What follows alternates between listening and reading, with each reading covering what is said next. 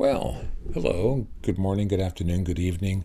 You can tell that I'm still a bit cold, having come in from the outside after spending my evening playing music in front of a drugstore for people. It's an all night drugstore, and I find that my tips tend to be better and people seem to be more engaged when I'm doing this in the evening compared to during the daytime or during afternoon commute. Your mileage will vary, of course, depending upon your pitch, what kind of a place it is, what kind of walk-by traffic you have. But one of the things that's really important is engagement. I try to engage with people as much as I can. And I do that by trying to find what I call hooks, commonalities, something that I know something about that the other person would know something about. One of the examples that I've given, I don't know why I've given them here, but I've mentioned, I was in a bar, a karaoke bar on Fisherman's Wharf in San Francisco one time, and this woman had come in. She looked very alone, and she was having a drink, and she was here for some kind of convention. And I thought, well, what can I do to kind of cheer her up, make her feel welcome? And I'm looking around, I'm thinking, what is there? And what happened was, she was wearing a pendant. The pendant was turquoise and silver. Now, one area of the country where turquoise and silver are very big is New Mexico. The Indian market in Santa Fe is an example. A lot of turquoise and silver are sold there. So I complimented on her pendant, and I said, that's very big in New Mexico. And she said, oh, you know about New Mexico? I said, yeah, I have an ex-boyfriend who lives there. And she said, oh, really? Okay. It turns out that she and he know each other. But the thing is, I found this hook. I know a little bit about jewelry, and so I was able to engage her in conversation. The other day, I was busking in my normal pitch, and I was out there, and this guy walks by, and he has a T-shirt on that has some kind of, I don't know, anime, sci-fi, whatever logo. I don't remember what it is because I'm not really that much into that. But I figured he might be a gamer. And I said, oh, are you a gamer? He said, yeah. And it happens that I run a games group. We play board games and card games once a week. And I said, oh, you're a gamer? I've got this group that I run, so I was telling about that. And he was very impressed, and without even listening to my music, because I had stopped to talk with the guy, he tipped me $5. It happens. I have another situation where this woman has walked by, and she had basically some kind of knitted scarf on, and I knew a little bit about knitting. I could tell it was knitted rather than, say, crocheted. So I engaged her in a little bit of conversation about that.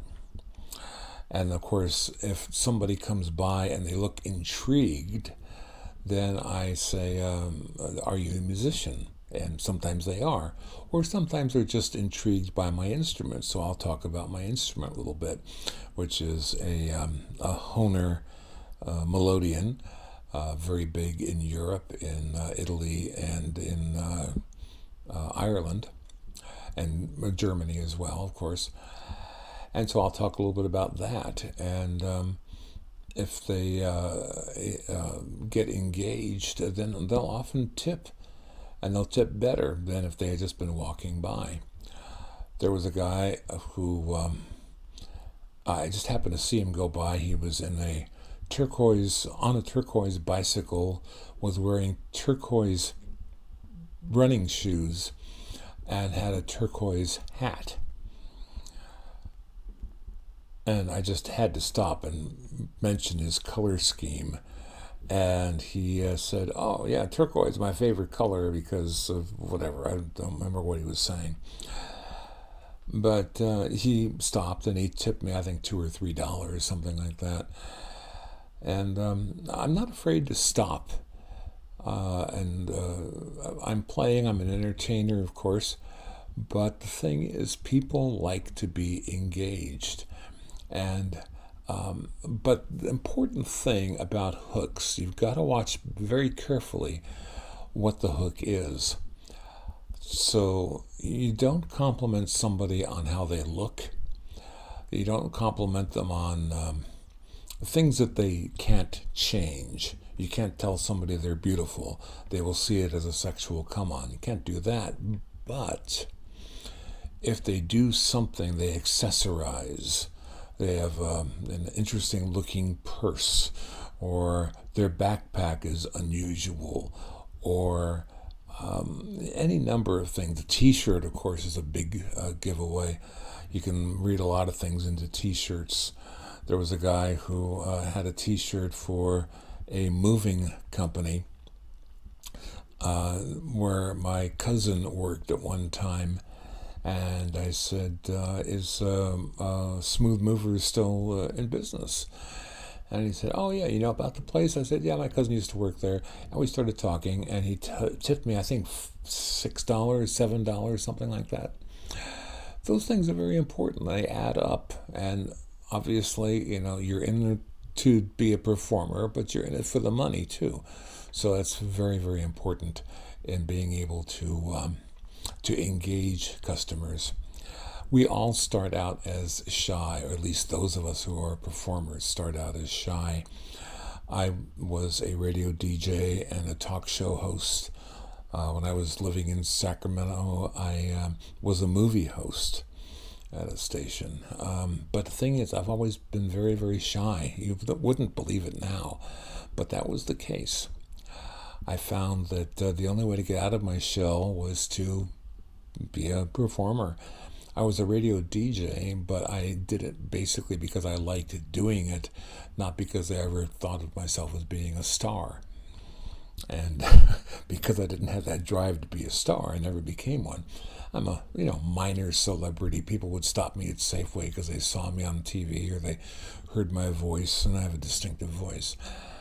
But I was never trying to be a star.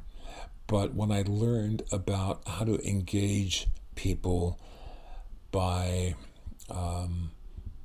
using hooks, as I mentioned, that's a very important way of being able to not only engage with the other person, but also to help bring yourself out of your own shell. And now I'm not afraid to talk to anybody. But when I was in grade school, I'll give you some deeply personal stuff. When I was in grade school, I stuttered. I stuttered terribly. On top of that, if I got called on in class, I would try to hide, so the teacher wouldn't see me. When I got called on in class, I would start sweating. I would stutter. My hands would sweat.